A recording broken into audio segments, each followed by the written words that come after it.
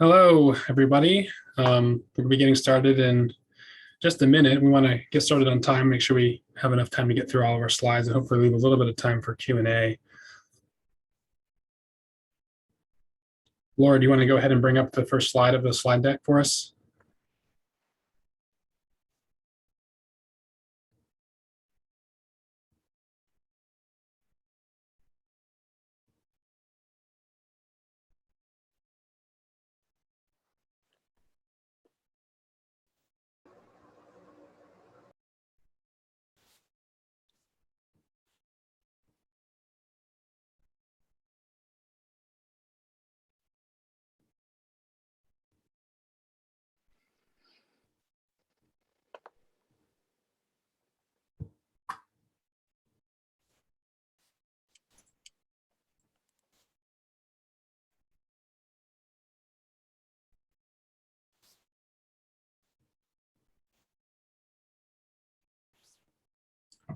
All right, so for the sake of time, I'm going to go ahead and get us started. I'm sure there'll be other people joining as we get going, but the first few slides are just the basic introduction, and we'll get into more deeper content as we go through.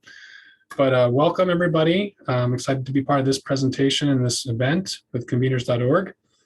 I'm Justin Belleme. I'm the founder and director of strategy at JB Media Group, and this presentation is an adaptation of a presentation that we've been doing for a few years now. The three of us who are presenting have done this now 3 or 4 times, and we're excited to bring this content to this event. And the purpose of this session is to talk about content marketing from a comprehensive standpoint, from strategy through content development and on to implementation. Through the framework of some of our work we've done in the impact sector over the last 6 or 7 years, including some examples, case studies, and some of our own work as well for the end. But let's go ahead and move into the beginning of it. I will introduce the team in just a second, but this presentation is broken down into 4 sections, and we'll be taking turns. The 3 of us will be taking turns speaking. Talk about the foundation before you can really get going, research phase, content development, and then campaign implementation. And as I said before, I'm with JB Media Group. We're a B Corp certified digital marketing agency located in North Carolina. And we have a team of about 15 people. And the impact sector is one of our main areas of focus. We also work in cultural tourism and health and wellness. And I'm joined today by 2 of our senior colleagues, Mandy Gardner and Laura Sanders. Mandy is our senior content writer and brand journalist. I've been with the company for 10 years. And Laura Sanders has in the past led email marketing and social media strategy, and now works more in a role of project management, overseeing our work in these areas and other areas. And they will be teaching a portion of the content today alongside myself. And I'd thank them for their time today. Thank you. Mandy, take it away. And please, if you'd like to share any more introduction of yourself, please do that now as well. Yeah. Hey, everybody. Thanks for being here. It's always fun to be in an impact event, because that's the work we like to do.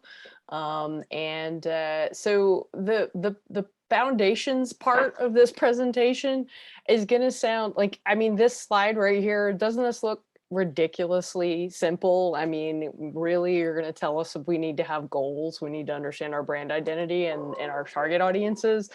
And the answer to that question is yes. It does seem very, very simple. And my dog is barking in the background, which I apologize for, but if you can hear that. We see it all the time. We have people come into to tell us like we need to up our digital strategy, and it shocks me how often they are not able to give us specific goals that they want to achieve or clear information about their brand identity and their core expertise. And I'm not talking about your fonts and your brand colors. That's great if you have that stuff. I'm talking about your perspective. Where are you willing to stand on issues, and what are you willing to commit to in print? That kind of stuff. How do you want to show up in the world, like online as an organization? And your target audience information personas are really nothing if you're not doing a really close look at how you can serve those audiences something that they need or they want, that you as an organization are uniquely suited to provide. So this content marketing roadmap metaphor that we're talking about, this is the part of trip planning where you're doing all of that work on the front end that will actually make the journey smooth and actually get you where you want to go along the way. So Laura, this slide right here is this is a distillation of everything that I've learned about the best way to guide, whether it's an individual piece of content that you want to develop or a full content strategy. The best content opportunities fall right in the middle of these three spheres. You need to know what the goal is. Now, that it's not just goals for growth, it's also your goals for impact. Can creating digital content that you're going to share, can that help you serve your goals for impact? That's something you need to think about. Your core expertise. What's a list of topics that you want associated with your brand? You know, your brand identity is what people look at, you know, all of the associations that they have with your brand. And so thinking through really carefully, what topics would you want to be a known authority on? And then finally, really finding something that the audiences that you need to reach have some, what do they want in relation to you? I'll go a little bit deeper into the other two. Goals is pretty self-explanatory. The one tip I would have there is be specific. Okay, Laura. With the target audiences, really thinking around the needs and challenges I've already mentioned, but also like the bigger picture stuff. What are the shared values that you have with them? What are the things that they hope for the future or fear about the future that you can address for them? And then finally, influencers. This is very, very important because understanding who the people that you're trying to reach find influential can help you find partners. It can help you find places where you can curate information, other content to share with your audiences that that will resonate with them. And it's a place for you to go and look for ideas and inspiration for your own marketing. Laura, the next slide. Your brand, some of the things that you can ask yourself to really make sure you're clear about your brand identity are these three questions. So what's your perspective is what this how question is.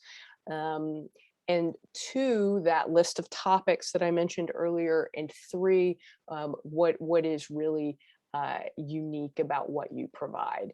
All of these things can come into play. They will influence. Justin's just about to talk about how you can actually take these things and use them in the research phase. Justin, you want to dive into that? Absolutely. Thank you, Mandy. I think that what I'm picking up on is that second bullet that Mandy just talked about mostly, which is how do you identify what topics people might be most interested in? You can, of course, brainstorm that internally, but we've found pretty consistently with our work over the last 10 years that a lot of organizations have a pretty myopic and self kind of reflective understanding of what people are looking for. But there are data-driven tools out there that are either free or low cost that will actually give you hard numbers. It'll tell you what people are looking for. And in some cases, it's just a synonym of what you were thinking. Sometimes it's exactly what you were thinking. In other cases, it might be something you were completely unaware of that you need to be talking about. This work can support your brand development because you can influence the words you use in your brand to be more aligned with what people are looking for, which will help. It can influence the way you organize your website. It can influence the content topics and that you create, and then hopefully where you show up in the search engines. So what we want to do is uncover what people are looking for online and find those intersecting points that Mandy talked about in her Venn diagram. And then you want to look for those opportunities where you can answer the questions that your audience has, or just be the best content provider for them. So here's the process we recommend for starting this before you go into the deep dive of the tools that we're going to talk about later.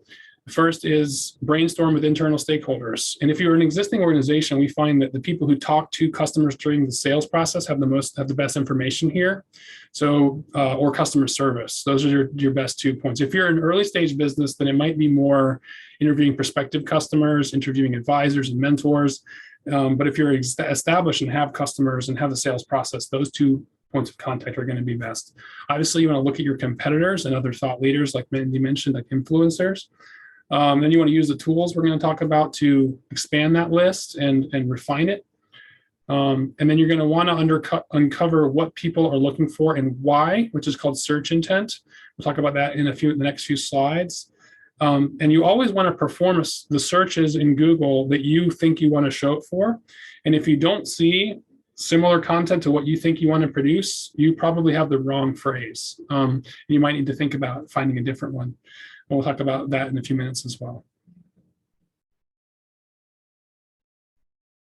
So it's important to understand the intent of internet searchers' searches and produce the kind of content that answers the question or fulfills their intent. And this is not always intuitive. And in fact, in some cases, it's counterintuitive. And we'll explain how that can play out in the next few slides. In general, most thought leaders in search engine optimization and content strategy break down search intent into 4 main categories. The first is informational. This is when someone is looking to learn about or explore a topic, and they're looking for things like how-tos, overviews, guides, 101 articles, tutorials, tips, and education. Next is navigation. This is when they already know what they're looking for. They're just trying to search the right thing to find a direct link to what they're looking for. The next is investigation. This is when they're usually looking to compare things or looking to find an exact example of something when they think they know what they're looking for. So they can be looking for attributes, reviews, or qualifiers like the best or the top in some certain category. And the last is transactional. This is when they already are ready to buy something, a service or product, and they're searching for the page where they can buy it. And that can, these are more transactional and often associate more with e-commerce, but not always. So as an example of how important this is and how counterintuitive it can be, I wanted to share an example. So our team got our start in the impact sector by working for the SOCAP conference starting in 2015. And the SOCAP conference stands for Social Capital Markets. But within that is the word social capital. In that context of that conference, that means capital for social impact. But the actual definition that is most widely accepted as the search intent of social capital is a different meaning. It's the meaning I put in the bottom, which comes from the Wikipedia article on social capital. And the Wikipedia article on social capital doesn't even mention impact capital impact finance as a disambiguation keyword. It's basically they only think it means the capital you get from your social network.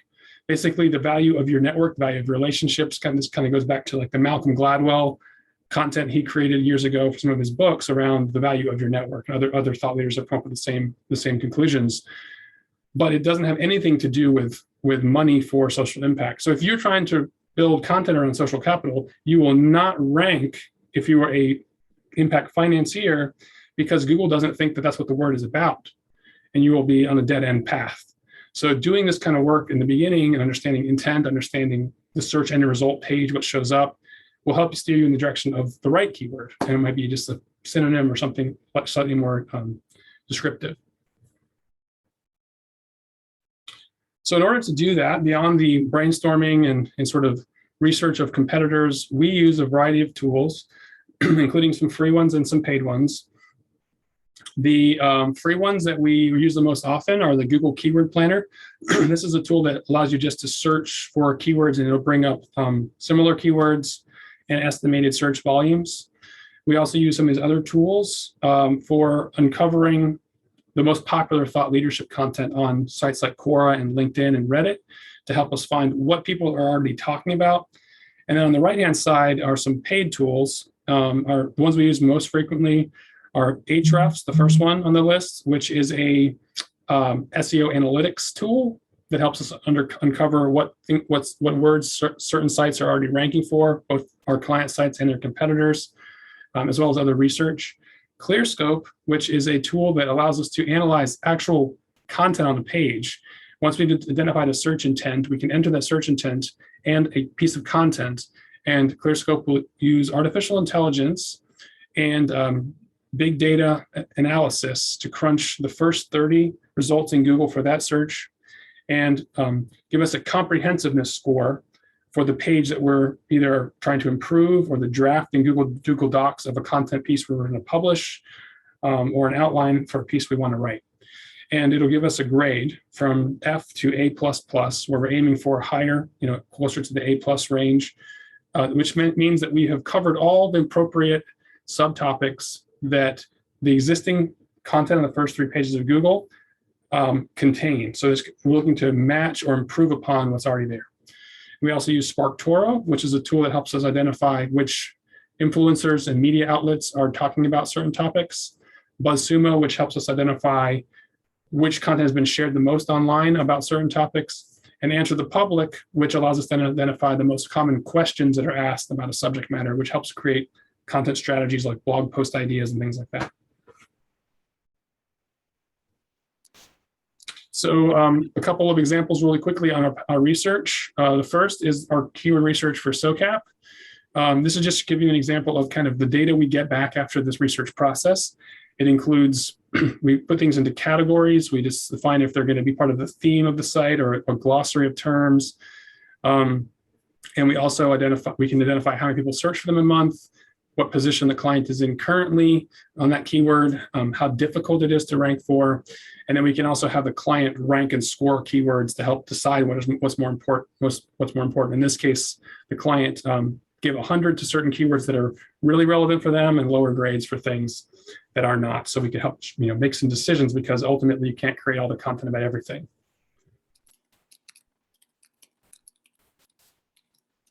And here's another one we did for the Global Impact Investing Network. Ultimately, we decided to help them create a comprehensive page about climate finance, being a topic they had no content on before.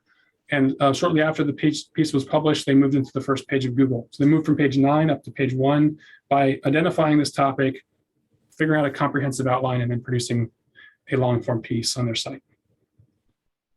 And the next slide is actually the actual outline that we created using the ClearScope tool to identify all of the subtopics that Google thinks are part of a comprehensive piece on the subtopic of climate finance.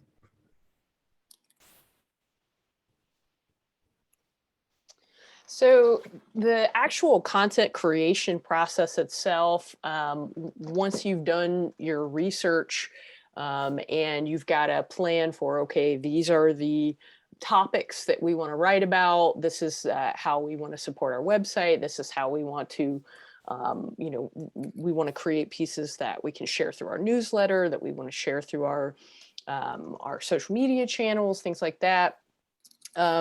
These are just a few ways that you can really, curating posts from influencers. Like I said, you go back to that list of who are the people that our audiences find influential, and look for, ask those people directly, would you write for us? You can, if you don't want to directly involve those influencers, or if that's not possible, you can do your own roundup pieces, where you can look for all of the articles on a given topic, and round things up. Mission Investors Exchange has been doing some really interesting things for Stanford Social Innovation Review with this curation piece, where they've actually been tapping thought leaders to provide a series of guest articles on, on a topic. They'll actually sponsor a series on that. So there's some innovative ways you can think through that creation process. If you're going to create original content, there's a link in this slide, and the slides are going to be available to you, by the way. There's a link in this slide to a blog I wrote about my own personal ghost blogging process that I use with clients, where I will work with experts and thought leaders who are too busy to sit down and write, to come up with a list of questions that I can ask them, and a process that I can guide them through, where they can just talk out an argument, and I can record that, transcribe it, and then turn it into a piece of content that can be published.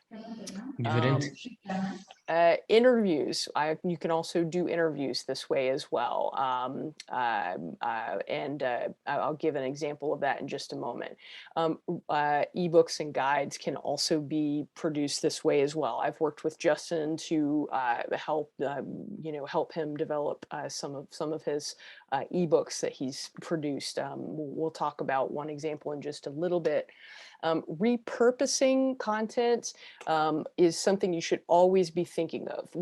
If you go to all the trouble to produce a webinar or a video, you can be thinking about other ways that you can use that content later on. How can you divide it up and reshare it in other formats? So maybe you take we've actually used transcriptions of webinars that we've hosted to turn into landing pages. Take the actual transcript of the webinar and turn it into a new landing page on a topic for clients. So there's a lot of ways you can repurpose your work. And then to go back to that interview piece, even interviews can be repurposed. On the next slide, I'll show you an example of a way that I repurposed a piece that I wrote for SOCAP. So for SOCAP 19, Morgan Simon and Derek Morgan were going to be appearing there, talking about this divestment from private prisons movement that they were partnering up on together. And so we wanted to raise visibility around this very important conversation. We also wanted to let people know, like, these are the kinds of conversations that we have routinely at SOCAP. And so for SOCAP's website, I did an interview with the two of them about this topic. And it just so happened that I had been contacted by Impactor, which is an online magazine that focuses on news stories about the impact space. They had asked me to submit an article to them. So I actually did an additional, I wrote an additional article that drew from some of the quotes that came from that in-depth interview with them, really reporting on what that movement was. So it was a larger, more journalistic piece on the movement to get money out of private prisons and into the communities that have been harmed by privatized prisons. So this is just an example where if you're going to put a lot of effort into creating a piece of content, think about other ways that you may be able to repackage and reuse that content, still providing value, still providing, it's not just an easy thing. It's still going to take work, but if you're going to put that much effort into it, you should get as much value out of it as possible. And Justin, I think it is back to you now. Yeah, I wanted to share this more concrete example of how this kind of work can impact search engine optimization and traffic. So our company owns a publishing company called Romantic Asheville, and this is the top travel guide website for our region, and it receives over 6 million visits a year. And so one of the projects last year, during a time when Mandy had a little bit less client work, we asked her to help improve some of the pages on the site. So we did some research. We identified certain keywords that we were in the top 10, but not in the top 5 that had a lot of search. One example of that would be the Blue Ridge Mountains, which is the region of the East Coast, which we reside within. Our area is within the Blue Ridge Mountains. So we have a page about that on the site, but it wasn't very comprehensive. So Mandy used the ClearScope tool that we talked about and determined what keywords were missing. And she edited those into the page and moved the score, I think, from like a C to about an A+. And then we republished the page. And just by doing that, it shows up for more things and it shows up higher for certain competitive keywords.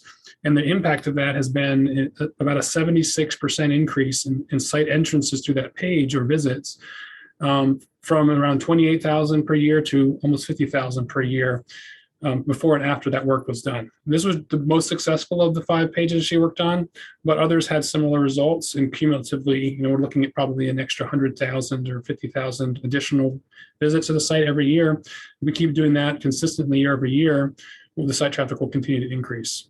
And that's just from improving existing content, which is a lot easier than starting on a new piece from scratch.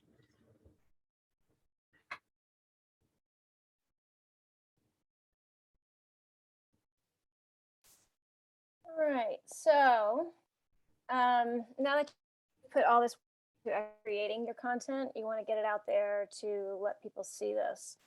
And this is a great way to, drive direct traffic to your site. You've kind of identified all of these issues and, the right audience and the topics that that audience is looking for.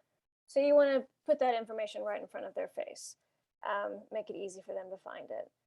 So through doing that, the easiest way to do that is through social media campaigns. I'm going to touch on social and email.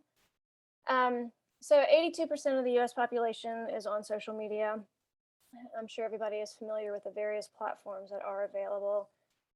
We work with a number of different platforms, depends on what the target audience is interested in, and where you find that target audience. The best thing about social is that you are able to by very specific niche interests by people. So depending on the topic at hand, you're able to share, direct information that way. And by sharing this content, you can drive them directly to the website of intent. You can get your brand onto, in front of new people. You can share, events, amplify new content, either the new content that you have created or the content that you have, updated based on your previous research.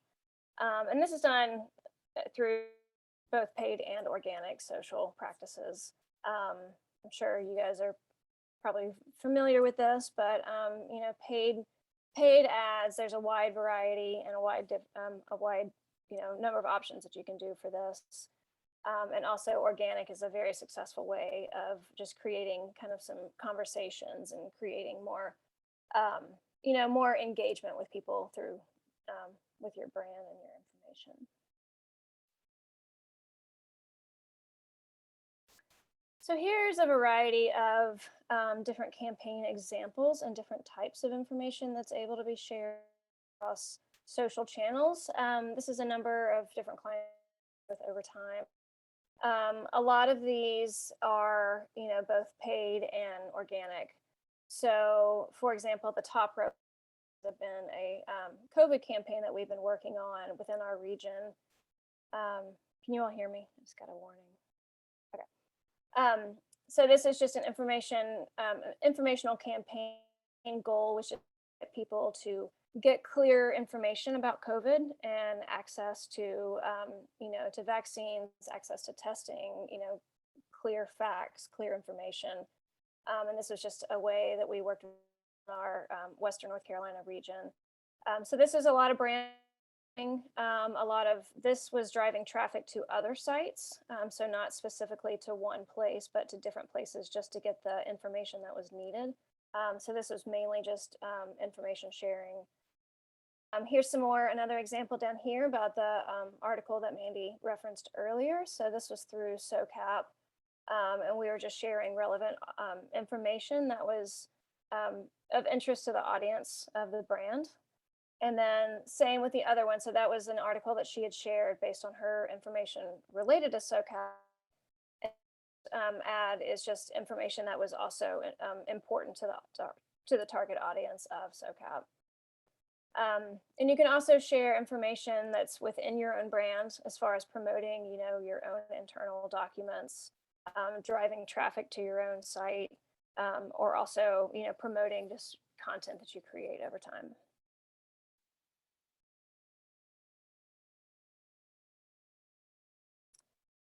And then you work with email. Email marketing is a very valuable, very low cost, marketing asset for your brand. People check email all the time. It's always on hand. We all know that it's hard to turn it off. But it is the highest return on investment. And it is people who are interested in your brand. So you're basically just sharing direct information with them.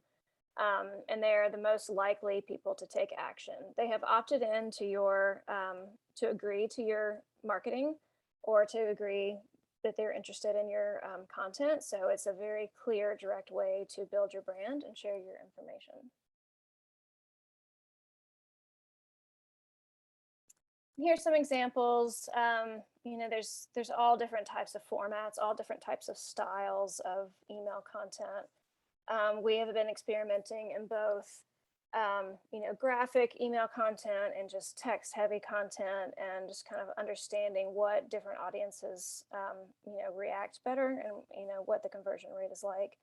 These are two different events that we worked with. One was a health event, and it was very clear, kind of explaining what the event was. And then the second one was a virtual event that we did that has a little bit more text related to it, but it's a very clear, it's very clear about it. It is an event, and it gives a little bit more information so people are able to make a decision if they want to join or not.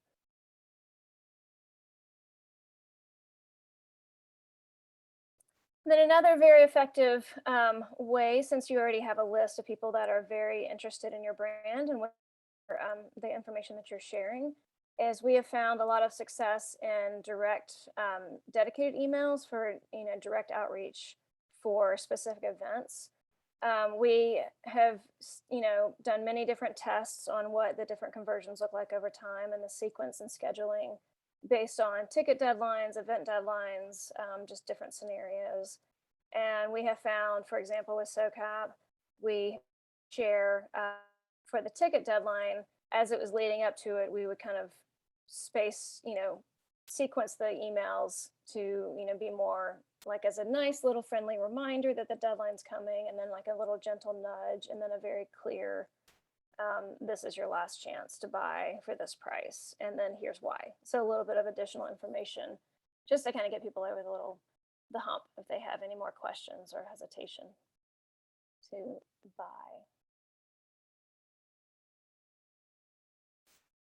And then Justin, this is related, but back to you. Thank you. So the next couple slides are for me, and they're on the topic of partnerships. This is an area where I've been focusing a lot of my work and strategy development over the last 5 or 6 years. It all started with actually helping one of our clients in the health conference that Laura mentioned. Historically has been in person. Last year that event was virtual, but prior to that it was in person. And we built a very strategic and successful partnership campaign. From that, I've written some ebooks, developed a course that I've taught about 50 times on the subject matter, and I'm going to share some of what I've learned in these few slides here. In general, partnerships, especially for promoting events and programs, allow your brand to access a network of existing audiences that are already aligned with your partners. can increase your exposure to those, can build trust in that when a partner shares with their social network or their email list, the list is already associated with them, already knows them, and will see the content with a little bit higher level of trust than if they see it through you from an ad or more of a cold outreach. And communicating with an existing audience, meaning the audience your partner already has, is less expensive. So, for example, you can target the audience of an organization through social advertising, or you can coordinate with them and have them send something out, and it could cost as little as their time and energy. Also, email marketing, as Laura mentioned, is the least expensive strategy as far as costs, and can be the highest return on investment. So by bringing in more partners, you basically collectively bring in a larger total email list, and also may create some overlap, meaning you're increasing the number of times that people might see something, which can increase the likelihood that they will make a decision. Data from years ago indicated that people have to see something between 17 and 24 times to make a decision. That's not everybody, but that's the saturation point you need to kind of maximize your opportunity to make a sale. So that's hard to do on your own, but bringing partners in can help you increase those touch points.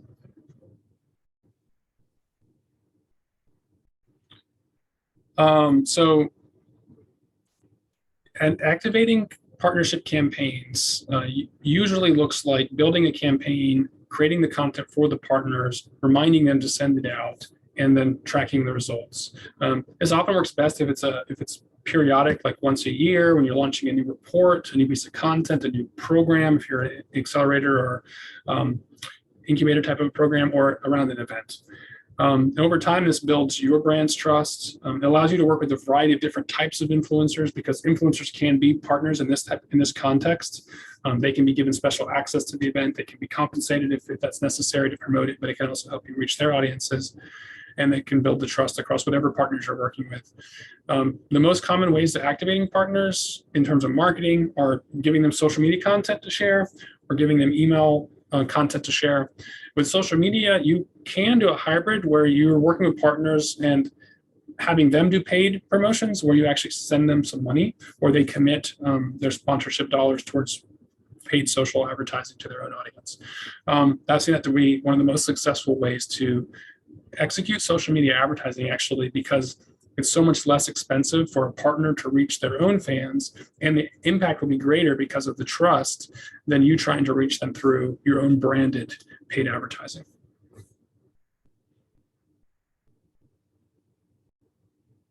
So here are a few examples. On the left is 4 different examples of partners promoting the virtual health conference we did last July. You see the different partners sharing various versions of collateral we created. And this was, this event actually had 56,000 participants. And of those, I believe around 40,000 came from partner promotions. And on the right, we have the Shift conference, which we produced back in April. And this event had 2,600 participants total, and of those, I think 2,200 resulted from partnerships. B-Lab being our most effective partner for that event, but others like Impact Entrepreneur and a few others brought in large numbers, so 400 or 500 in some cases to the event. So as we mentioned before, email marketing is the least expensive approach, and activating partners can be the most effective way to double, triple, quadruple your email reach for any particular event or campaign.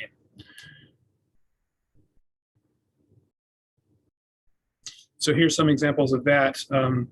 For SOCAP, we've built a reciprocation strategy where periodically SOCAP will share events from their network. In exchange, those event partner organizations will share SOCAP's dedicated email content or newsletter mentions. We've also done this with blogs and media, as well as network partners like associations, groups like conveners, organizations like B-Lab. We've had 3 different partner programs for SOCAP. We've run for SOCAP, one for event partners, one for networks, and one for media. And they're similar, but slightly different to get the most value out of those relationships. And finally, we're just gonna end this with an example of how all this functions together. But I just wanted to really touch, Lee, like this is what the whole roadmap looks like, and to just go back to the foundations piece that I spoke on in the beginning. So Justin realized that there was an opportunity around building our JB Media agency's online authority on the topic of ethical marketing. This was a really smart strategy for a lot of reasons. One, it was something that speaks to our core expertise. As far as the goal for growth, we want to work more and more with organizations in the impact space, with nonprofits and for-profit social enterprises that want to do good in the world, and with their marketing, they want to make sure that they're using the most ethical techniques possible. So this was really in alignment with our with where we want to grow and how we want to grow in the future, and also because of the because of the organizations that we want to work with, they're going to have an interest in how do we make sure that the digital marketing techniques that we're using are the most ethical possible approaches that we could be using. So using that filter, it guided us through once we had those foundations set, we did the research piece, we developed a lot of content, and we developed some campaigns around that. So Justin's going to talk now through about how that actually played out. Yeah, thank you, Mandy. This is something that involves one of our values, which is the long-term outlook. This has been 3 years in the works, and it just recently it's come full circle, and a lot of the final execution is happening right now. So it all started with a SOCAP collaboration with the Acumen Academy, which is, I think their brand is the World School for Social Change. They have about 300,000 students globally who've learned through their content. So they approached SOCAP. We created a SOCAP partnership, and I parlayed that into a agency educational partnership. The first activation of that partnership was a 90-minute webinar that we did in the fall of 2018. At that time, we recruited about 6 promotional partners, including SOCAP, conveners.org, B-Lab, Conscious Company Magazine, and a few, Social Venture Circle, and a few others. Like Pledge 1% was one of them, to help promote this webinar. We ended up getting over 2,000 people who signed up, and over 1,200 who attended live.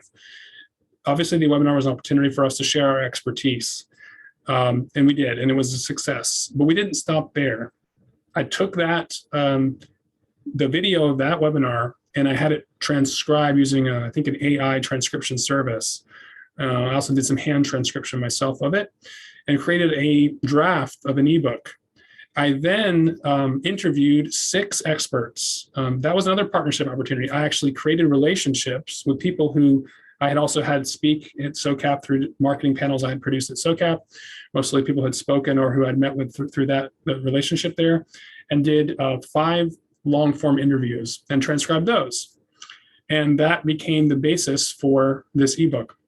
When I pulled out the best quotes from the interviews and added more content, we slowly worked on over the last 2 years. It's been like a side project. Even added some new content in the last year, coming out of the social dilemma and digital wellness thought leadership that has evolved a lot in the last few years, and created what's ultimately about a 50-page ebook, including the interview transcription, edited interview transcriptions. That Mandy helped me finish that up and turn it into an ebook. We also condensed it into our own ethical marketing policy, which we published on our website. Then we published a blog on Be the Change, which we'll show on the next slide. You can forward to that slide, about why you need a template. Why you need an ethical marketing policy. That's on the right-hand side here. And we published a template as a free Google Doc people can download to basically start their own ethical marketing policy. So that policy has been downloaded, the template's been downloaded dozens of times, and the ebook has been downloaded over 50 times in the last 2 months. And all this while, the Acumen Academy content team was turning our ebook to be part of this 4,000 or 5,000 word long guide on the subject. And so on the far left, you can see screenshots that Laura put together of the entire guide. And our ebook is referenced about 3 times in that guide and links to our website and to download the ebook. So collectively, these 3 different strong, 2 partners, Be the Change, which is part of B Lab, and Acumen Academy's guide section of their website, are really more authoritative organizations than we are, who have published content based on our work or directly result of our work that links back to us. And then now our own policy is number 1 in Google if you search ethical marketing policies, and top 20 if you just search ethical marketing, which ultimately will bring more people to us. And this has recently resulted in a company hiring us to basically be their ethical marketing watchdog, I guess would be the word for it. They're gonna have their own marketing vendors and their own marketing team, and we're just going to periodically review all their marketing and through the lens of ethical marketing and make sure it's all compliant. As part of this whole process, I also consulted with the B Lab standards team 2 years ago and helped it slightly influence the B Lab assessment as it relates to ethical marketing. And you now get extra points on your B Lab certification if you have an ethical marketing policy. So people will begin searching for ethical marketing policies, realizing that they can get some extra points by having one, and that will point back to us because of our content thought leadership we've created. So it comes full circle after 3 years of working on this, and we've been distracted from it and come back to it many times to get it over the finish line. And I'm going to certainly thank Mandy for helping me get it to that point.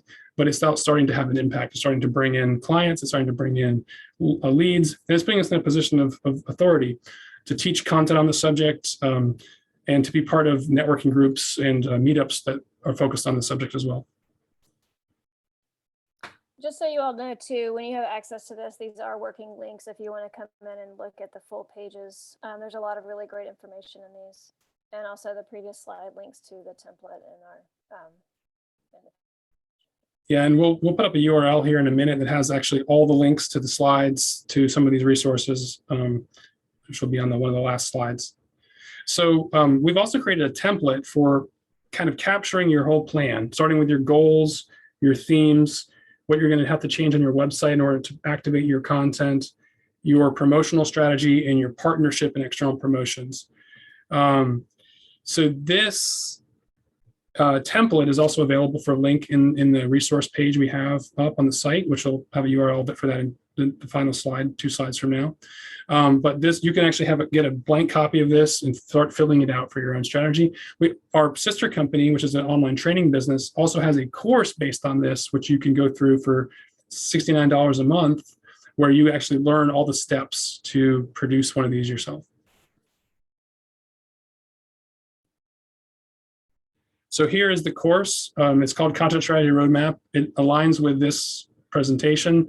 It's not exactly the same, but it is very similar, and it's about a 22 modular course, $69 a month. We suggest committing 3 months of time, 10 hours a week approximately. So it's a good process for a marketing coordinator or marketing director who's trying to build a comprehensive content strategy, to have some educational support to learn the steps, unless, if you don't have the resources to hire an agency like us to do it for you, which is a lot more than $69 to do as an agency.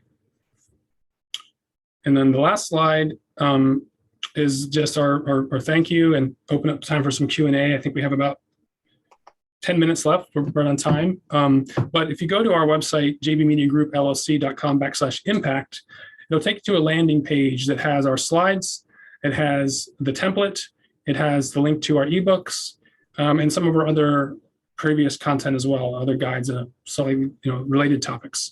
And you can navigate from there also back to other sections of our site if you want to learn more about our work.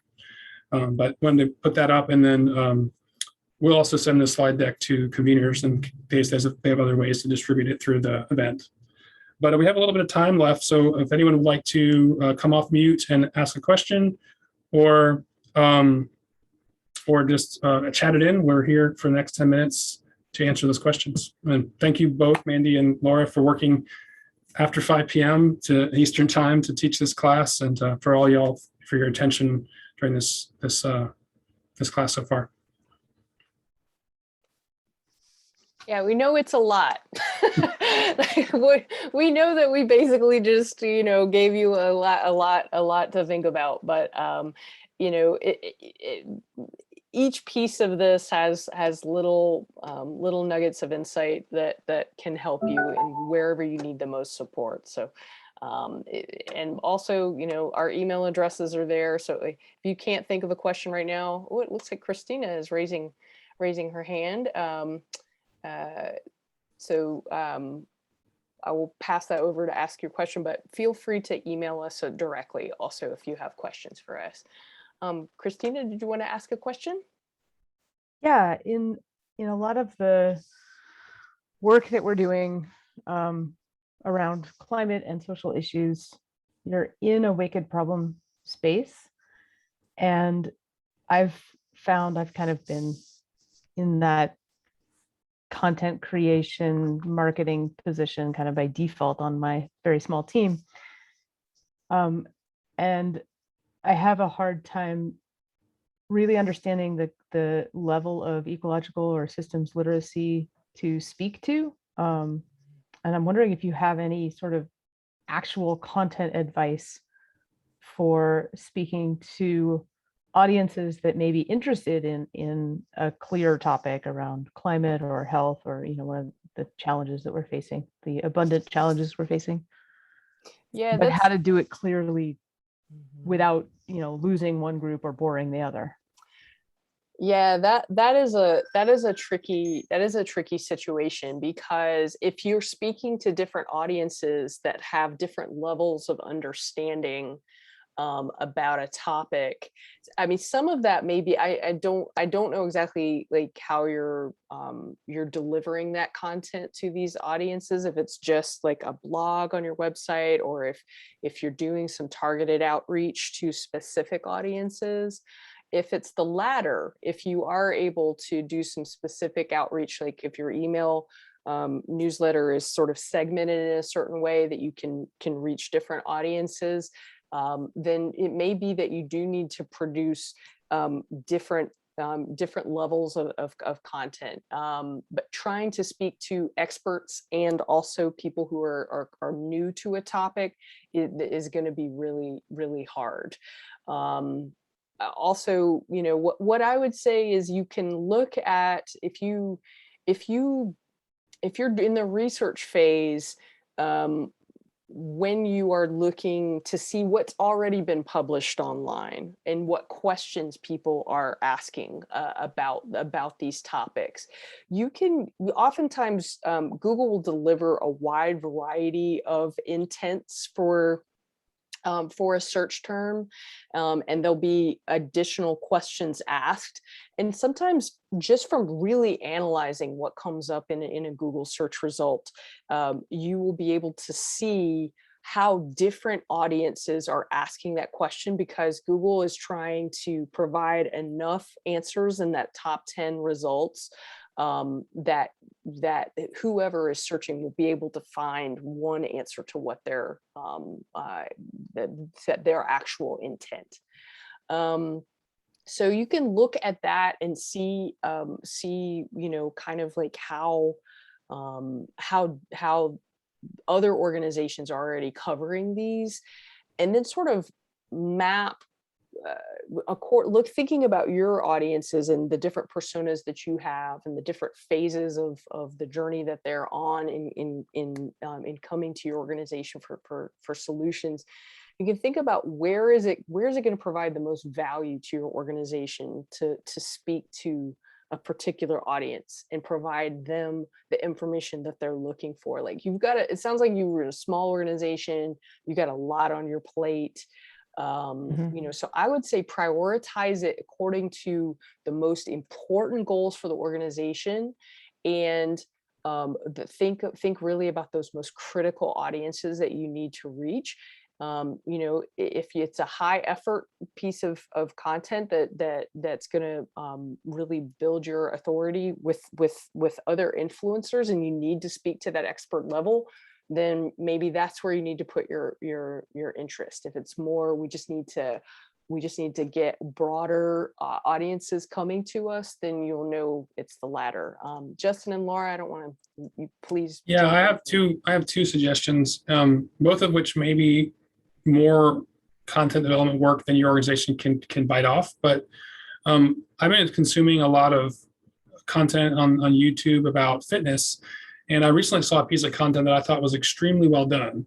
It was basically a science-based influencer that I've been following for a long time, and he broke down one particular thing from 5 levels of depth in one video. It was basically from the novice to the pro, and he had like timestamps in the video. You could skip around, and he at the beginning he's like, "Let me know in the comments where you kind of like lost interest because it got too technical." So I watched it, and I actually learned some things in the expert section that's slightly beyond my knowledge. And then when I got to the pro level, it was just too scientific and too technical, and I zoned out and left the video. But for some people, that's the information that they want. So it was the middle part of that video was really useful for me. And I thought it was creative how he delivered it. That can be done also with a comprehensive guide content, where you use an FAQ on the page to go from basic questions to advanced questions and condense them so that all you see is the question, and then you click on the question, it expands and shows the answer. So then people can click the questions that are at the level that they're at and see the answer that's appropriate for them. And you can decide how many questions you want to add, or you can always add more later. So that would be one recommendation I would have, is create a content piece that starts with an overview guide, which is for the beginners and intermediates, and maybe uses the FAQ section as a way to provide more advanced content, but only for those who want to actually consume it. Super helpful. Thank you. Elaine, do you have any questions? Good to see you again. Hey, good to be seen. No, I'm good. Thank you. I did drop in late, but it was great. Awesome.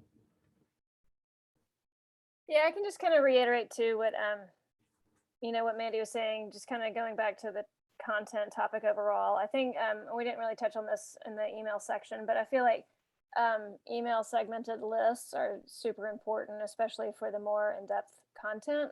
It depends on where the main site is, but that is a very good way to get your information to the different audience groups in a way that is interesting and engaging for them. So depending on the content that you're trying to promote, I think that is a very important piece that needs to be addressed as well. Just to circle back on that. Thank you. Do you have any additional questions, Christina?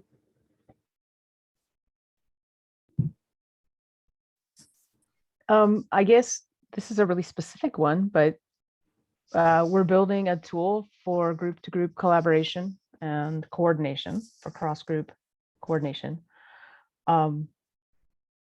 Most of the organizations that are wrangling wicked problems are hiring consultants to build network maps or create common agenda strategies. So they're doing the coordination by hand. So we're trying to build infrastructure for it. But of course, everybody is tired of platforms. So we have this trick of how to offer software without feeling like, oh my God, another tool. So we'll talk about it more as the service side of things. So anything you can speak to that would be great. Well, the thing that would require a little more digging, I think, for us to come up with actually a real strategy. But with situations like that, I think that the best approach is finding aligned partners to prove that it works, and use the examples of how it improved upon or exceeded what's capable of existing software. So it can basically use case studies and storytelling, especially video storytelling of case studies. So it's kind of a chicken and egg scenario. I think you have to like seed the use of it internally or with your own collaborations in order to show proof of concept to market it. That's super helpful. I've been thinking a lot about case studies at the actual service side of what I do. So Thank you. All right, well, we're out of time. I know Laura and I have families to get to, so, and Mandy does as well. So we will wrap up, and we appreciate your time, and we'll send the slides over to conveners.org. And if you have any questions, you can email us or follow up on our website. Thank you so much for your time. Thanks, y'all. Thank you all. Bye-bye. Thanks a lot.